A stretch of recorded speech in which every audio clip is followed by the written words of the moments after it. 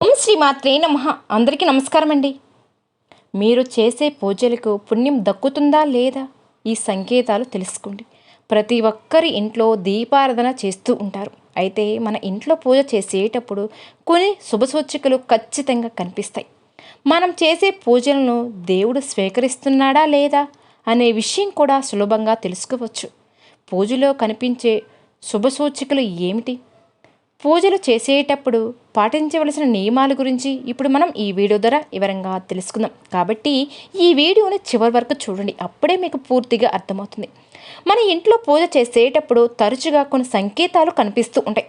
ఆ సంకేతాలు ఏమిటో తెలుసుకుని మనకు మంచి జరుగుతుందా లేదా చెడు జరుగుతుందా అనే మనం ముందుగానే ఊహించుకోవచ్చు. ఇంట్లో పూజ చేసేటప్పుడు ఒక్కసారి మన కంటి నుండి కన్నీరు వస్తాయి. మీకు తెలియకుండానే మీ కంటి నుండి కన్నీళ్ళు వస్తే మీరు చేసే పూజకు మంచి ఫలితం రాబోతుందని అర్థం. ఇక మీ కష్టాలు తొలగిపోతున్నాయని సంకేతం కూడా. మీరు చేసే పనుల్లో విజయాలు సాధిస్తారు అని కూడా చెప్పవచ్చు. శాస్త్రాల ప్రకారం ఇంట్లో పూజ సమయంలో దేవుడి ముందు దీపం వెలిగించేటప్పుడు ఒక్కసారి మనం చెయ్యి కాలుతుంది. ఇది అశుభం సంకేతమట. పూజలో మీ చెయ్యి కాలితే పూజ సమయంలో ఏదో తప్పు చేశారని కూడా అర్థం చేసుకోవచ్చు. నిండు హృదయంతోనే భక్తి శ్రద్ధలతో దేవుణ్ణి ఆరాధించాలి.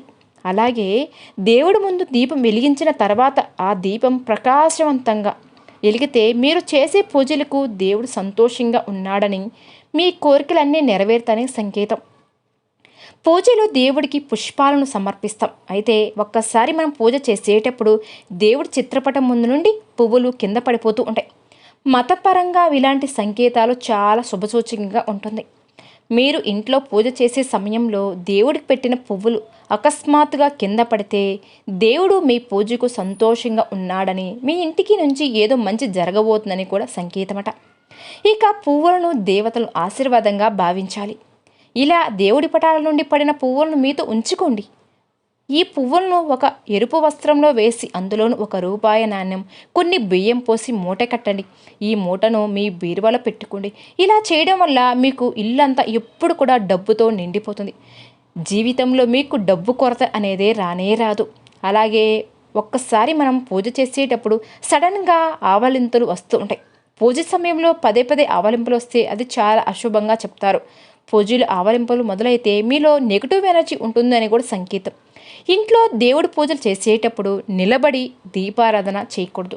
నిలబడి పూజలు చేయకూడదు, చాలా తప్పు కూడా. ఈ విధంగా పూజ చేయడం వల్ల మీరు చేసే పూజలకు ఎటువంటి పుణ్య ఫలితం లభించదు. కాబట్టి ఇంట్లో నిలబడి పూజలు చేయకండి, కూర్చొని మాత్రమే పూజ చేయాలి అని గుర్తుంచుకోండి ముఖ్యంగా. అలాగే ఇంట్లో పూజ చేసే స్త్రీలు తలపైన వస్త్రం వేసుకొని పూజ చేయాలి. ఇంట్లో పూజ చేసే సమయంలో చిన్న చిన్న పొరపాట్లు జరుగుతూ ఉంటాయి. మనకు తెలియకుండానే జరిగే చిన్న చిన్న పొరపాట్ల వల్ల అనేక సమస్యలు కూడా ఎదురవుతూ ఉంటాయి. మనం పూజ చేసే సమయంలో అప్పుడప్పుడు కుంకుమ చేతి నుండి జారిపోతుంది. పూజలో ఉపయోగించే కుంకుమ చేజారి కింద పడితే అది చాలా అశుభంగా భావిస్తారు. పూజ చేసే సమయంలో ఇలా జరిగితే మీ భర్తకు ఏదైనా సమస్య ఏర్పడుతుందని సంకేతం. కింద పడి ఉన్న కుంకుమను చీపురుతో ఓడవకుండా చేతితో శుభ్రం చేసి ఆ కుంకుమను పారుతున్న నీటిలో కలిపితే ఎలాంటి దోషం అనేది కూడా ఉండదట. అప్పుడప్పుడు పూజ చేసే సమయంలో దేవుడి ముందు వెలిగించిన దీపం పొరపాటున కొండెక్కుతుంది. ఇలా జరగడం కూడా అశుభంగా భావిస్తారు. దీపం కొండెక్కితే కుటుంబంలో సమస్యలు ఎదురవుతాయని సంకేతం. ఇటువంటి సమయంలో దేవుడికి దండం పెట్టుకుని తిరిగి ఓం నమః శివాయ అనే శివసూక్తాన్ని చదివితే మళ్ళీ కొత్త దీపాన్ని వెలిగిస్తే ఎలాంటి దోషం అనేది ఉండదు. అలాగే ఇంట్లో దీపారాధన చేసేటప్పుడు దీపంలోని ఒత్తులు పూర్తిగా కాలిపోతే మీ ఇంటిపై దేవుడి యొక్క అనుగ్రహం ఉంది అని సంకేతం కూడా. మీరు కోరిన కోరికలు నెరవేరుతాయని, దేవుడు ఆశీస్సులు మీ ఇంటిపై ఉన్నాయని కూడా అర్థం.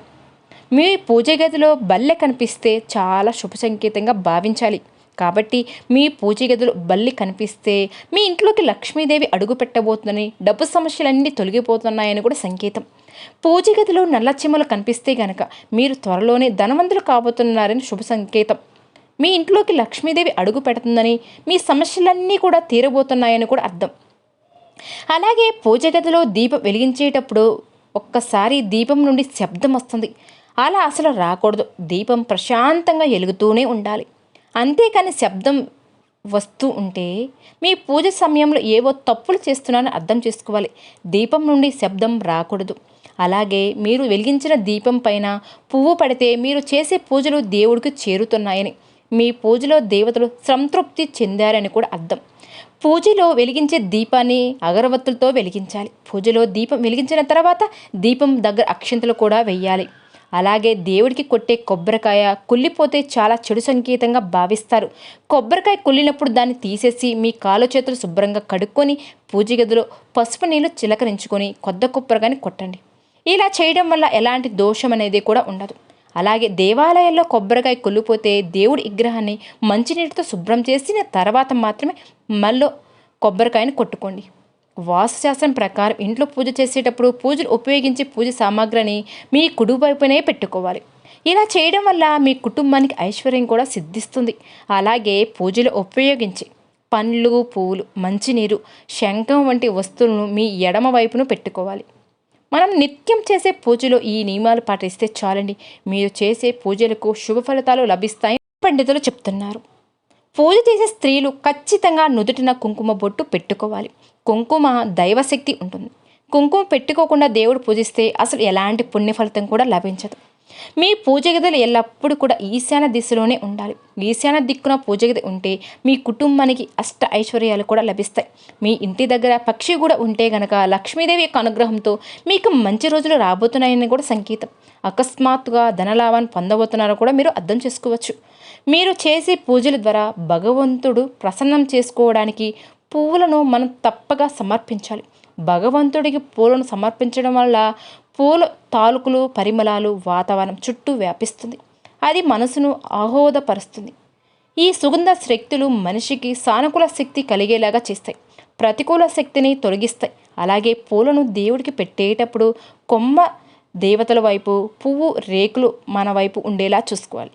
అప్పుడే మీరు చేసే పూజలకు పుణ్యం అనేది ఫలిస్తూ ఉంటుంది. మనము ప్రతిరోజు చేసే పూజలు సాధారణమైనవి అనుకుంటాం, కానీ వాటిలో దాగి ఉన్న సంకేతాలు ఎంతో శక్తివంతమైనవండి. భక్తితో శ్రద్ధతో చేసిన పూజలు తప్పకుండా ఫలిస్తాయి. పూజ సమయంలో కలిగే సంకేతాలు మనం జీవిత మార్గాన్ని కూడా సూచిస్తాయి.